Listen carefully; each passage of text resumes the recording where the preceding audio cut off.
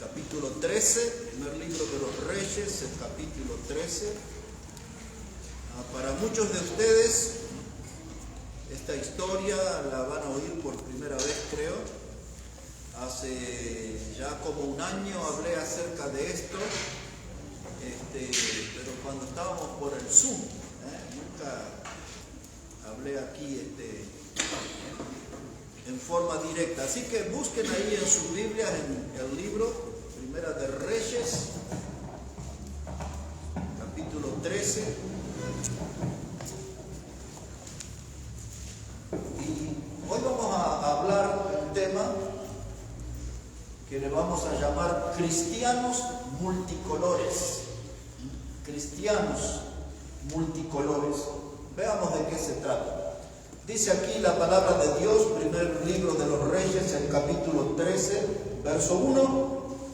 He aquí un varón de Dios, por palabra de Jehová, vino de Judá a Betel, y estando Jeroboam junto al altar para quemar incienso, aquel clamó contra el altar por palabra de Jehová, y dijo: altar, altar, así ha dicho Jehová, he aquí que a la casa de David nacerá un hijo llamado Josías, el cual sacrificará sobre ti a los sacerdotes de los lugares altos que queman sobre ti incienso, y sobre ti quemarán huesos de hombres.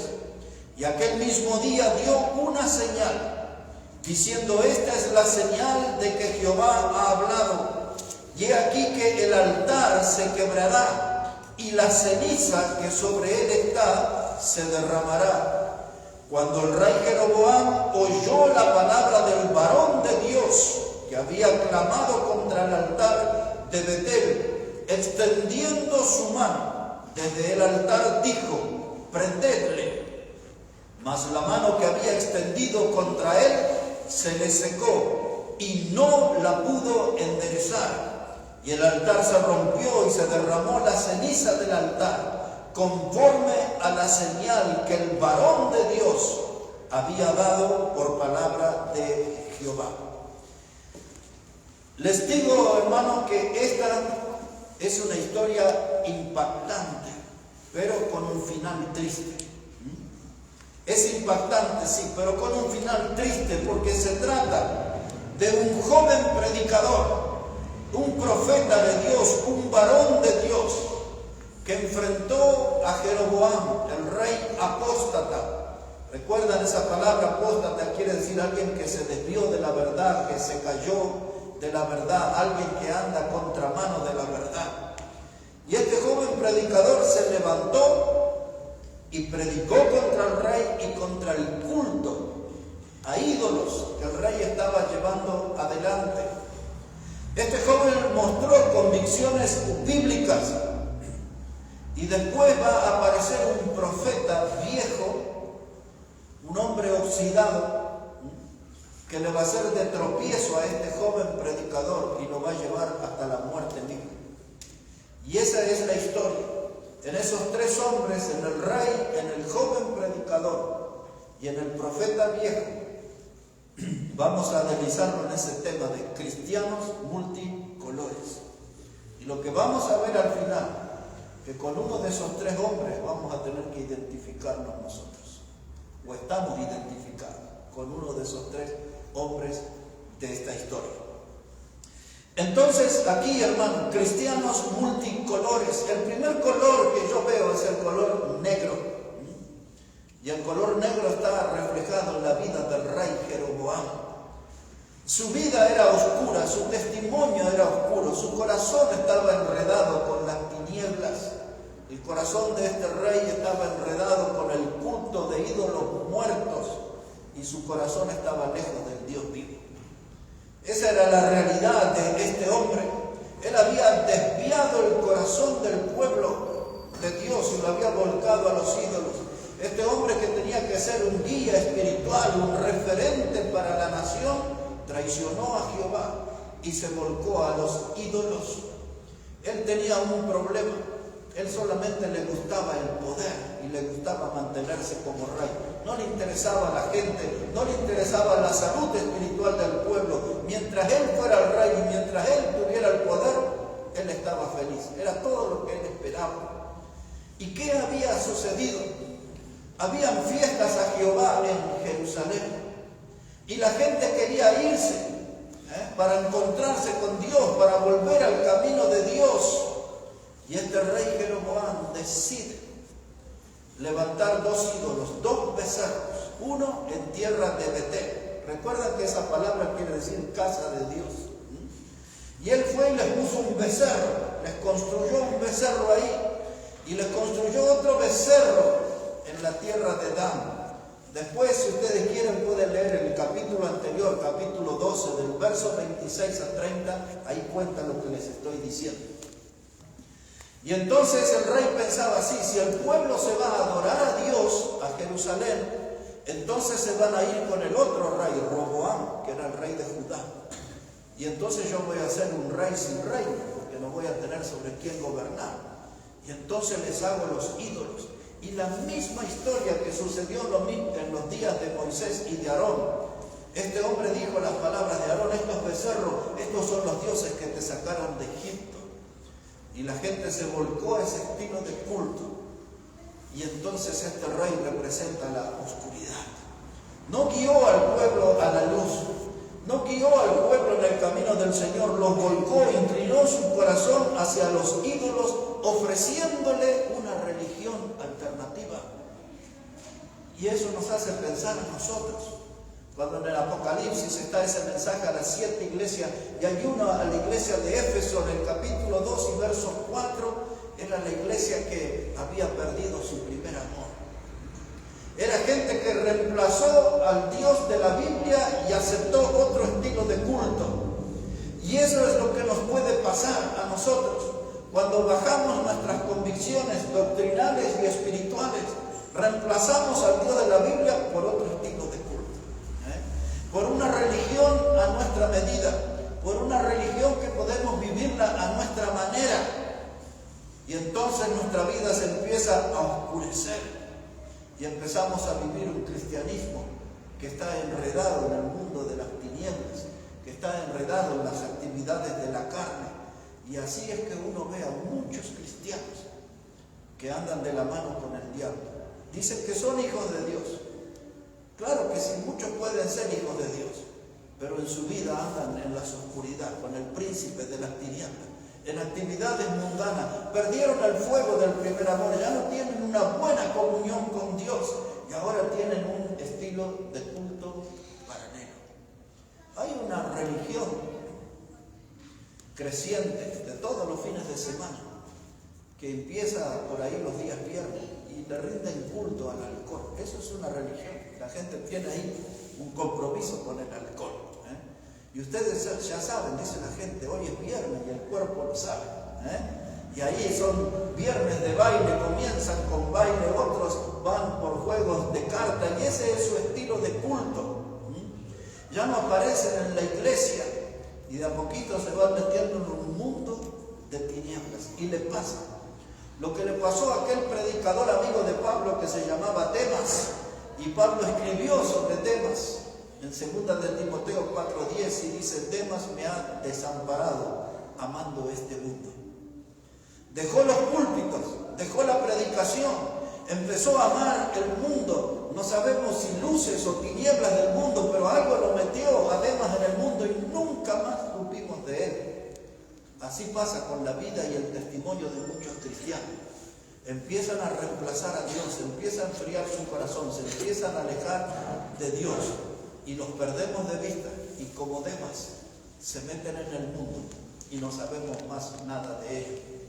Jeroboam era un cristiano, Jeroboam era un hijo de Dios, pero Jeroboam tenía su corazón oscuro, su alma oscura, todos sus caminos eran oscuros.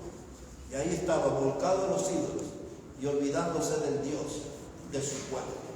Hay muchos cristianos así y el diablo viene para tentarnos. El diablo viene para buscar siempre los cristianos que están más debilitados para darle una motivación y llevarlo a las corrientes del mundo. Y Jeroboam era uno de esos. No sabemos exactamente cuándo empezó él a escuchar al diablo, no sabemos exactamente cuándo se empezó a desviar, pero aquí lo vemos volcado a los ídolos, con su corazón comprometido con la idolatría, y un corazón que se olvidó de Dios. Un cristiano oscuro. ¿Tenemos algún parecido con Jeroboam? ¿Cómo está nuestra vida? Preguntamos a veces, ¿y por casa? ¿Cómo andamos? A la hora de analizar a los cristianos multicolores, ¿nos identificamos con el negro? O tal vez nos identificamos con el blanco, porque el blanco está representado por este joven predicador, que fue fiel al principio. Su testimonio era todo pureza, era un cristiano blanco de verdad. No había manchas en su proceder. Observa un poquito de nuevo, Primera de Reyes 13:1, porque ya nos vamos a meter en la vida de este joven predicador. Dice ahí, he aquí, un varón de Dios, por palabra de Jehová, vino de Judá a Betel, y estando Jeroboam junto al altar para quemar incienso, y aquel clamó contra el altar por palabra de Jehová, y dijo, altar, altar, así ha dicho Jehová, y he aquí que a la casa de David nacerá un hijo llamado Josías, el cual sacrificará sobre ti a los sacerdotes de los lugares altos, que queman sobre ti incienso, y sobre ti quemarán huesos de hombre. En primer lugar nos enteramos por el versículo 1 que este joven predicador fue un hombre levantado por Dios. Era un profeta de Dios y era un hombre que llevaba el mensaje de Dios, llevaba la palabra de Dios. A él no le importaba a qué poderes iba a enfrentar, él quería obedecer a Dios.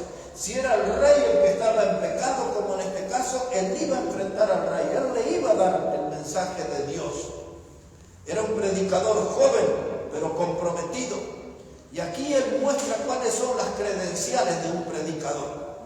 Muchos quieren ser predicadores, pero no tienen las credenciales, los documentos que acreditan, que certifican que puede ser un predicador de Dios. En primer lugar, este varón lo vemos allí, que estaba dando una profecía, que dice que Dios iba a levantar un hijo de la casa de David que se iba a llamar Josías. ¿Sabe que lo que dijo este joven predicador se cumplió exactamente 300 años después? 300 años después, Dios levantó un niño que se llamaba Josías y se transformó en rey. Y Josías hizo exactamente lo que este hombre predicó, repito, 300 años después. Sacrificó a los sacerdotes de los lugares altos. En la Biblia usted va a encontrar muchas veces, en Jeremías, en Ezequiel, esa expresión, los lugares altos. Eso era culto de idolatría, era una religión paralela a la del Dios verdadero. Era un sistema de culto de demonios y de inmoralidades. Por eso Pablo, cuando le escribe a los Corintios, dice que el que sacrifica a los demonios, a los ídolos, a los demonios sacrifica. Y ese lugar de lugares altos, dice, los profetas hablan de árboles frondosos, y bajo la sombra de esos árboles se hacía toda clase de inmoralidad, lo peor que usted puede imaginar. Ese era el sistema de culto. Y a eso Dios iba a levantar a ese rey llamado Josías para terminar con eso. Josías dejó a su paso el ruido de ídolos rotos, donde había ídolos en toda la nación, destruyó todo. Hizo exactamente como este predicador lo dijo, insisto, 300 años después se cumplió eso. Así que esta fue la primer credencial que él presentó, que él traía una profecía de Dios que iba a tener un cumplimiento exacto. La segunda credencial que él presentó era una credencial, un documento de actualidad. Él dijo que el altar iba a ser derribado, y ese altar se derribó y ante la mirada de todos se rompió y quedaron las cenizas extendidas, y él dijo que eso vino por palabra de Jehová. Ese hombre tenía la voz de Dios y Dios derribó ese altar y todo se terminó allí. Y ahora vemos ahí al rey que reacciona en contra de este hombre y levanta la mano señalándole al varón de Dios, y la mano se le secó, quedó dura. Y entonces ahora el rey empezó a reconocer que este era un predicador de Dios, un varón de Dios, y le dice: ora por mí para que se restaure mi mano. Y uno de los ministerios del profeta de Dios y de los apóstoles era milagros, señales y prodigios. Y ahí estaba el profeta y le restauró el brazo al rey, todo ante la mirada del pueblo.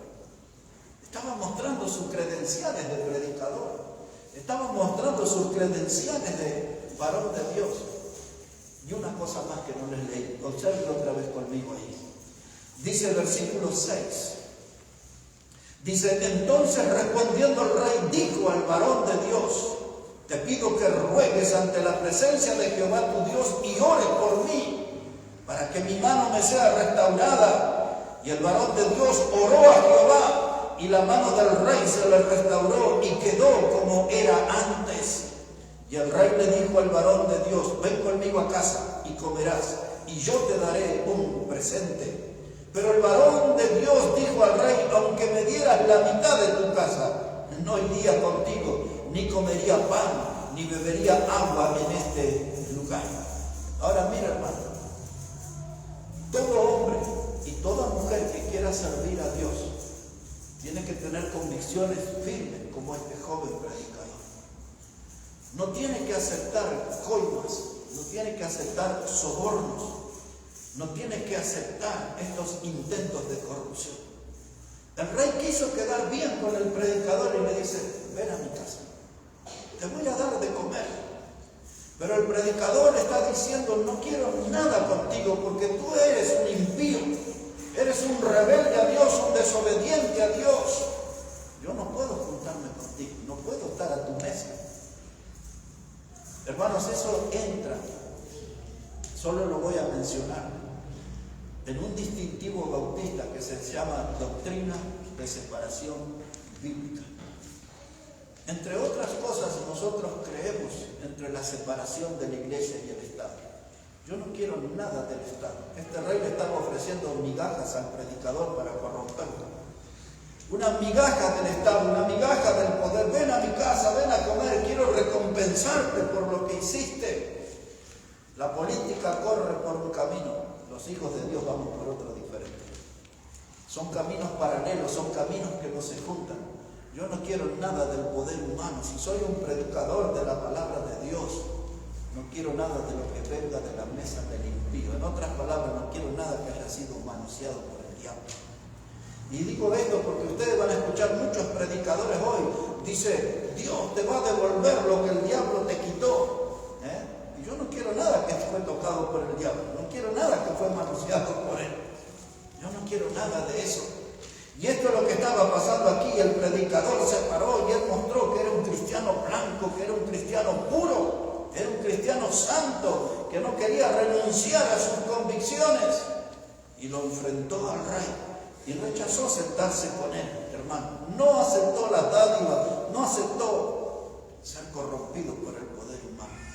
Él quería servir a Dios, era un predicador de Dios. Y esto es lo que nosotros tenemos que prepararnos, porque muchas veces van a venir gente de otras religiones y van a decir: ¿sabe? Bueno, a mí ya me ha pasado muchísimas veces, donde a veces la corrupción religiosa nos invita, pero somos todos hermanos. Pero nosotros no creemos como ellos. Y ellos vienen y le dicen: pero dice el Evangelio de Juan, capítulo 17, que Jesús dijo que tenemos que ser uno. Y nosotros les decimos: no, lea bien, dice que seamos uno, pero en la fe. Y usted no tiene la misma fe que tengo yo. Usted no cree en la misma Biblia que creo yo. Muchos de esa gente a veces no creen en el poder de la sangre de Cristo para limpiar pecado y para dar salvación eterna. Muchos de esa gente no creen en la inspiración de la Biblia, no creen que la Biblia es toda la palabra de Dios. Mucha de esa gente a veces cree solo en Jesús, dicen ellos. No hay otro, solo Jesús. Y tienen otras creencias. Entonces, cuando Dios nos llama a ser uno en la fe, tenemos que ponernos de acuerdo en la palabra de Dios. Aquí es donde tenemos que estar juntos, aquí es donde tenemos que creer igual. Y muchas veces vamos a ser invitados. Dice: decía uno hace muchos años, qué privilegio si lo tuviéramos a usted, Héctor Catania, en nuestros cultos. Un culto apóstata, yo no voy a estar en eso. Y dice, pero ustedes no nos aman. Dice, ustedes los bautistas son muy fundamentalistas. A veces decían, son muy exclusivistas, son muy separatistas. Y a veces ya cuando levantaban la temperatura decían, ustedes se creen los dueños de la verdad. Dice, ustedes no nos aman. Y sí los amamos. Pero ellos siempre, esos son los que llamamos los cantos de sirena. El canto de sirena, de acuerdo a la mitología de los griegos, se aparecían ahí en el mar unas mujeres con forma de pez y producían un sonido especial, una música especial. Y los marineros quedaban encantados con esa música y querían ir al encuentro de las sirenas y se tiraban al agua y todos morían ahogados. Uno de esos líderes se llamaba Ulises. Y Ulises, para no ser seducido por el canto de sirena y ser muerto, se puso algodones y cera, algo así, en sus oídos para no oír esa música y se hizo atar en el mástil del barco para resistir la tentación y no tirarse al mar y morir. Y hay veces, hermanos, que suenan los cantos de sirena y dicen, venga y cante aquí para tal religión, venga y cante para el santo patrono, y venga y cante para la Virgen de Urcupiña o de lo que sea. Y uno dice, oh, tengo una gran oportunidad. No es una gran oportunidad, la oportunidad la está teniendo el diablo, que nos está sacando del camino y nos está metiendo en un sistema de culto no aprobado por Dios. Y esto es lo que está mostrando este hombre. Dice el profeta Amós, hermano, en el capítulo 3 y el versículo 3, dice, ¿andarán dos juntos si no estuvieran de acuerdo? ¿Andarán dos juntos si no estuvieran de acuerdo? Tenemos un dicho más popular nosotros, dice, aves del mismo plumaje vuelan juntos. Si yo soy un bautista, yo quiero andar con un bautista. Que los mormones vayan por allá, que los adventistas por allá, que los testigos de Jehová o sin Jehová por otro lado. Yo soy un bautista. Yo quiero juntarme con gente que cree como yo. Yo quiero juntarme con gente que tiene las mismas convicciones bíblicas que tengo yo. A los otros los puedo amar a todos, pero no voy a comprometer mi doctrina por caer bien en esos lugares. Dice Efesios 5:11, ese me gustaría que lo retengan. Dice, no participéis de las obras infructuosas de las tinieblas. No participéis. Eso significa que Dios da una voz de alerta, un llamado a tomar distancia de aquellos que andan en la oscuridad, que andan en doctrinas de error. Dice, no participéis de las obras infructuosas de las tinieblas. Dice en la misma carta a los Efesios, pero el capítulo 4 y el versículo 15, dice, hablando la verdad en amor. Así es. Porque muchas de esas religiones de eso dicen, venga a predicar para nosotros, venga aquí, demuestre que somos hermanos, demuestre que usted nos ama, venga y participe de nuestro culto. La Biblia dice, yo los amo, pero tengo que hablar la verdad en amor. Y si ustedes no andan en la verdad, yo no puedo andar con ustedes. Los amo, pero no puedo caminar con ustedes. La verdad en amor. Dice la segunda carta de Juan. Porque hoy estamos ahí con otra actividad, hermano, entonces por eso estoy ahí, ya un poquito rápido. Pero dice la segunda carta de Juan, en el versículo 6, dice, este es el amor, que andemos según los mandamientos. Otra vez, este es el amor, que andemos según los mandamientos. Es decir, hermano, si yo no estoy en la verdad, entonces no puedo amar. Si yo camino en la verdad de Dios, entonces puedo amar como Dios ama. Dice, andemos, hermanos, dice la palabra de Dios, en el amor según sus mandamientos. Si hay alguien que no está aferrado a los mandamientos de Dios, no va a haber amor, va a ser un amor fingido, un amor de palabra, un amor sin valor. Y aquí está el predicador joven, hermano, resistiéndose al rey, no se deja seducir. No se deja corromper, se para firme. Él es el varón de Dios. Y ahora viene la advertencia para todos nosotros.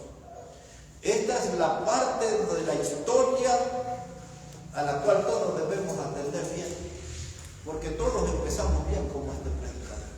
Empezamos a caminar con Cristo y empezamos a vivir una vida nueva y empezamos a estar firmes en las cosas del Señor. Se producen lindos cambios en nuestra vida, bendiciones de Dios llegan a mi vida, pero al tiempo un descuido, una distracción puede ser el principio del fin. Observe qué le pasó a ese joven predicador. Aquí en el versículo, podemos leer versículo 14.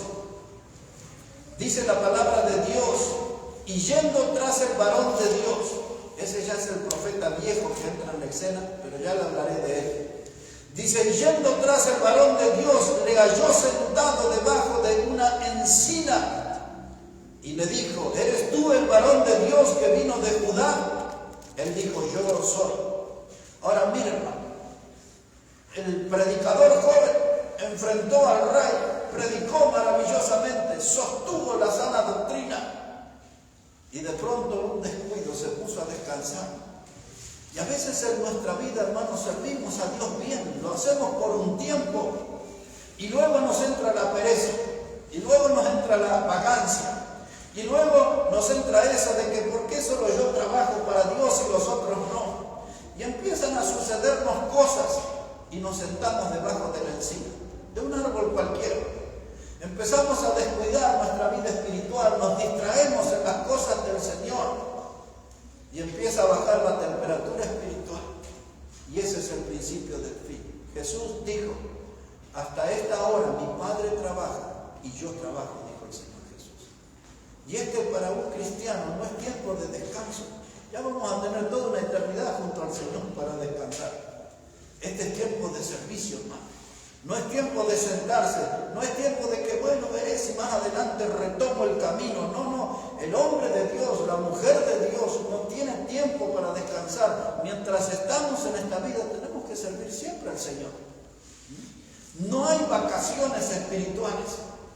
Hace pocos días conocí a un periodista y tuve una charla muy interesante con él, boliviano por supuesto, ¿no?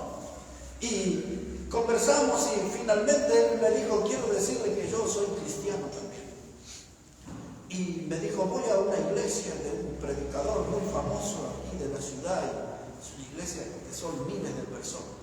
Ah, qué bien, bueno. Pero después ella tuvo que trabajar, entonces no podemos seguir la conversación. Pero ahora lo volví a encontrar de nuevo. Lo volví a ver en estos días y le dije, necesito hacer una pregunta. ¿A dónde vive usted? Y me dijo, y vive cerca de mi casa. Y entonces le digo, porque me gustaría que viniera a la iglesia conmigo. Le digo, ¿usted? Le digo, va todas las semanas a la iglesia.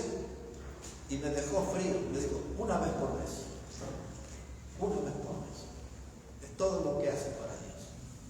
Es que los que en esos lugares donde hay tanta gente pasan desapercibidos, nadie nota si falta o no falta. Bueno, vamos a seguir orando por él y vamos a ver si le tenemos aquí con nosotros. Pero lo que él me dijo es lo que le pasa a muchos cristianos. Cada tanto sirvo al Señor. Me gusta más sentarme debajo de la encina y descansar. No estar muy comprometido, mirar la obra de Dios así a la distancia. Y ahí andan, hermano, acariciando los lobos, a los falsos profetas. Ahí andan, hermanos, mimando a aquellos que portan doctrinas de error. Pero mire qué pasó con este hombre aquí. Dice la palabra de Dios, hermanos, aquí que este varón se sentó debajo de la encina. Y vamos al final de este hombre que representa el cristianismo blanco, pero de pronto empieza a oscurecerse su cristianismo. Mire, dice ahí la palabra, capítulo 13, verso 23. Capítulo 13, verso 23. Cuando había comido pan y bebido, el que le había hecho volver le ensilló el asno. Ahí le explico, el profeta viejo vino, le habló, le dijo, Dios me dijo que tienes que venir a mi casa, que no sigas el plan que te había trazado.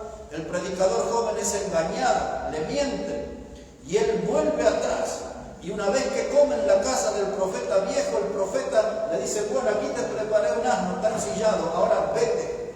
Pero antes mire lo que le dice. Dice verso 23, disculpe, y cuando había comido pan y bebido, el que le había hecho volver le ensilló el asno, y yéndose le topó un león en el camino y le mató al joven predicador. Y su cuerpo estaba echado en el camino y el asno junto a él, y el león también junto al cuerpo. Y he aquí que unos que pasaban y vieron el cuerpo que estaba echado en el camino y el león que estaba junto al cuerpo, y vinieron y lo dijeron en la ciudad donde el viejo profeta habitaba. Y oyéndolo el profeta que le había hecho volver del camino, dijo, el varón de Dios es, que fue rebelde al mandato de Jehová. Por tanto Jehová le ha entregado al león, que le ha quebrantado y matado, conforme a la palabra de Jehová que él le dijo. Y habló a sus hijos y le dijo, ensilladme el asno. Y ellos se lo ensillaron. Y él fue y halló el cuerpo tendido en el camino, y el asno y el león que estaban junto al cuerpo. El león no había comido el cuerpo, ni dañado al asno. Ahora mire lo que pasó, hermano. Una muerte extraña. Yo me anoté aquí una frase, un profeta ejecutado por Dios. Porque el joven predicador, hermano, Dios le dijo, no vuelvas atrás en el camino nunca. No vuelvas para comer pan ni para tomar agua, no vuelvas atrás en el camino. Y cuando Dios da una orden, esa orden es definitiva. Pero el profeta viejo le engañó, le mintió, le dijo, no, Dios me dijo que tienes que venir a mi casa. Y ahora después, con total hipocresía, el profeta viejo, al enterarse de la muerte, dice, eso le pasó por ser rebelde a la palabra de Dios. Qué tremendo. Ahora mira, ahí está, este es el cuadro. Y esta es la enseñanza para nosotros. En una situación normal, un león no topa a una persona, se le tira encima y lo despedaza y se lo come. Y si tiene el asno al lado, se lo come de postre. Pero el león, dice la Biblia, dice que no despedazó al predicador, ni comió al asno, no lo dañó. Y toda la gente venía y miraba el predicador tendido, muerto, al lado el león y al otro lado el asno. Un asno, aunque parece que no es muy inteligente, es lo suficientemente inteligente para no quedarse al lado del león. Sin embargo, el asno no huyó, ahí estaba. Porque esa era la señal clara, que esta situación anormal era un juicio de Dios para el predicador desobediente. Era anormal porque el león no se comió a nadie. Era normal porque el asno no huyó del león. Todos estaban ahí, todo era anormal. Y aunque parezca anormal, son muchos los hombres y mujeres que desobedecen a Dios, que son rebeldes a Dios, que no quieren seguir el mandamiento de Dios, que no quieren seguir el camino que Dios marcó. Y siempre nos volvemos atrás. Y cada vez que nos volvemos atrás en el camino de la fe, cada vez que nos volvemos atrás en el camino del Señor, el león urgente nos va a esperar.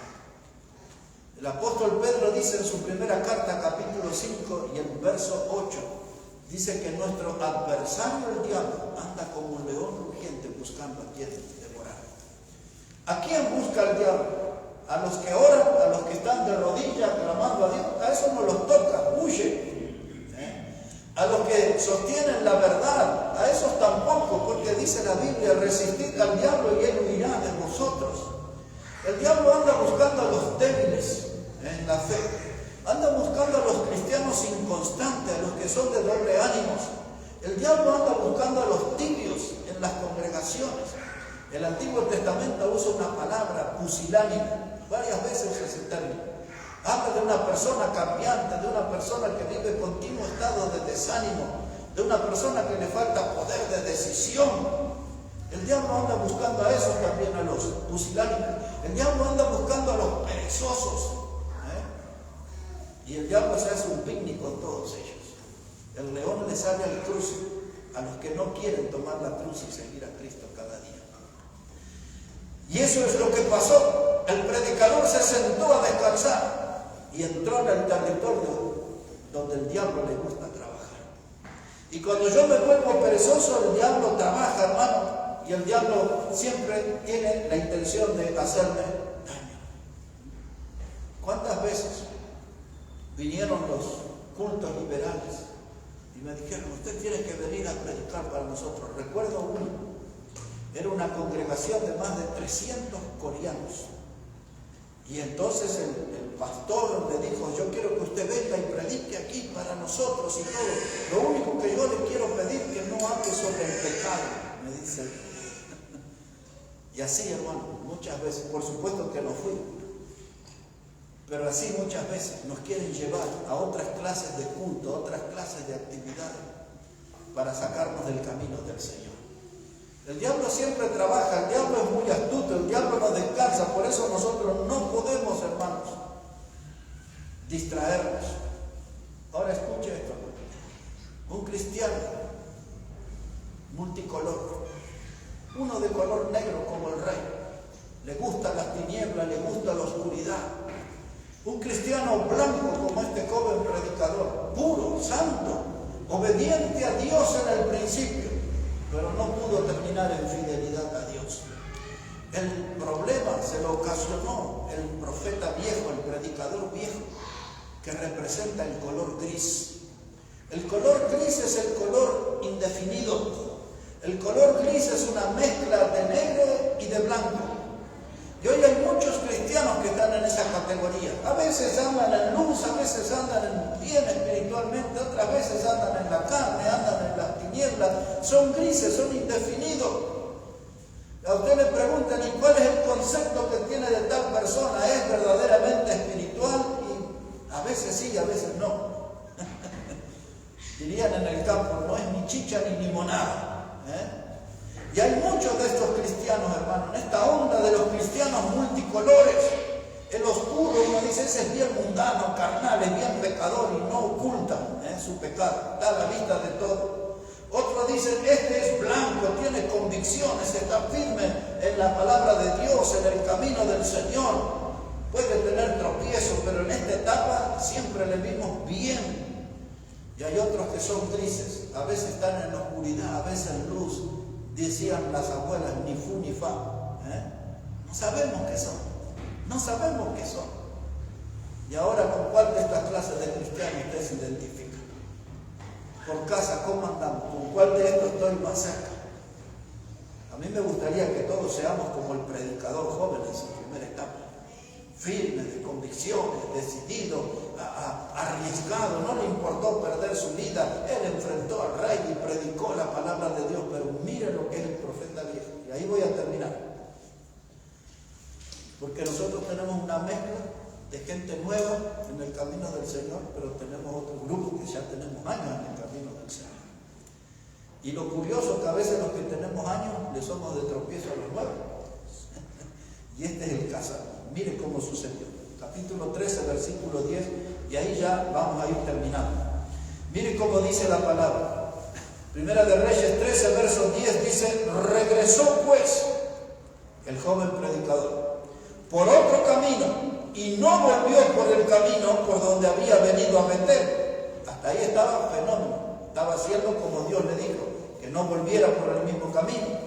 Pero, versículo 11, moraba entonces en Betel un viejo profeta, el cual vino su hijo y le contó todo lo que el varón de Dios había hecho aquel día en Betel. Le contaron también a su padre las palabras que había hablado al rey. Y su padre les dijo, ¿por qué camino se fue? Y sus hijos le mostraron el camino por donde había regresado el varón de Dios que había venido de Judá. Ahora verso 18. Al versículo 17 también dice, porque por la palabra de Dios, dijo el joven predicador, me ha sido dicho, no comas pan ni bebas agua allí, ni regreses por el camino por donde fueres. Y el otro le dijo, es decir, el profeta viejo, le dijo mintiéndole: yo también soy profeta como tú, y un ángel me ha hablado por palabra de Jehová diciendo: tráele contigo a tu casa para que coma pan y beba agua. Y entonces volvió con él y comió pan en su casa y bebió agua. Y ya sabemos el final de la historia. Vino el profeta viejo, un hombre que en algún tiempo estuvo en las primeras filas de la batalla. Un hombre que peleó por la palabra de Dios, que predicó la palabra de Dios. Pero ahora era un profeta oxidado, estaba fuera de circulación. Era un profeta que dejó su lugar en la batalla y se encerró en una oficina. Era un profeta que dejó el ministerio y se dedicó a una vida cómoda. Era un profeta viejo, claramente, que no quiso enfrentar el culto de idolatría. Compraron su silencio, o se llamó a silencio, porque no predicó contra los ídolos. Y se encerró en su casa, y su hogar se desmoronó, se derrumbó. Y alguien puede decir: ¿y cómo sabe eso? Porque sus hijos estaban en el culto idolátrico. Es como que el pastor está el domingo predicando en la iglesia y sus hijos están viniendo del baile borracho. Ahí estaban los hijos del predicador viejo, del profeta viejo, allí en el culto a los ídolos, y ellos le vinieron a contar al padre: esto hizo el predicador joven, habló contra el rey, esto fue todo le contaron. Pero ¿qué hacían los hijos del profeta en el culto a los ídolos? Un padre que no tenía control de su hogar, un hombre que no tenía la bendición de Dios, estaba fuera de circulación, encerrado en su casa.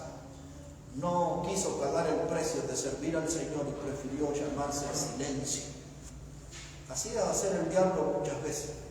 Va a querer que no prediquemos, que no sirvamos. Dice: quédese tranquilito ahí, no se complique mucho en la vida. Y ahí estaba, aprendió a mentir. Y ahora fue y le fue de tropiezo al predicador joven. En vez de ser una ayuda como eran Aquila y Priscila para Apolos, aquel joven predicador, este era todo lo contrario. Le fue de tropiezo y lo guió hasta la muerte misma. Le mintió, le dice: yo también soy profeta como tú. Es lo que le dije hace un rato.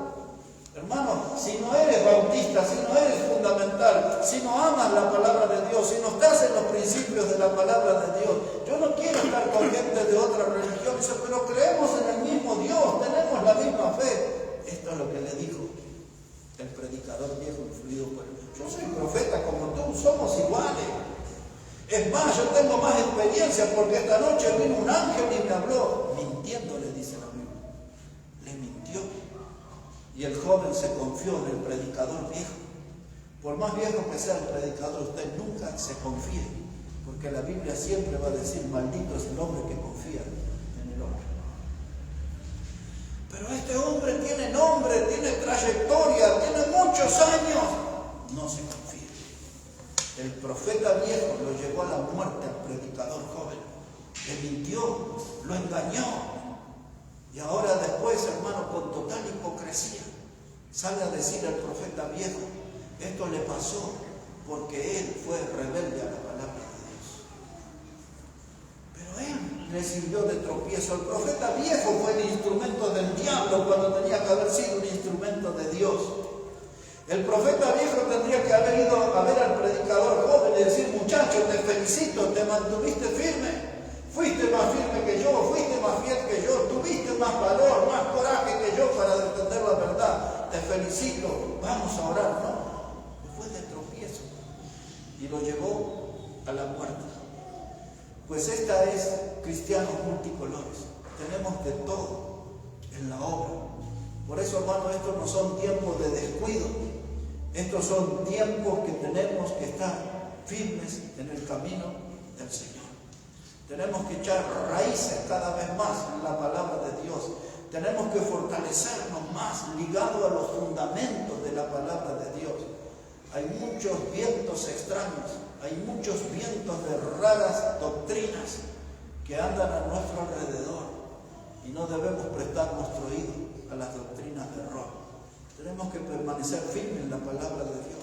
A veces dice: pero mire la gran cantidad de gente que juntan allá y ustedes son poquitos. Aquí estamos, la manada pequeña, o el remanente fiel, como le llama la Biblia. No estamos en una competencia de número, estamos en una lucha por ser fiel a Dios y al final de la batalla mantenernos firmes. Porque por otro lado ya hemos leído en la Biblia que el camino ancho, que muchos son los que andan, es el camino que va a la perdición.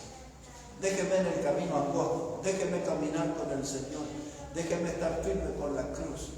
En estos días de cristianos multicolores tenemos que estar bien definidos. Yo no quiero el color oscuro de las tinieblas, no quiero saber nada con el príncipe de las tinieblas. Demasiado me lastimó y me maltrató en mi vida pecaminosa antes de conocer a Cristo. No quiero volver ahí.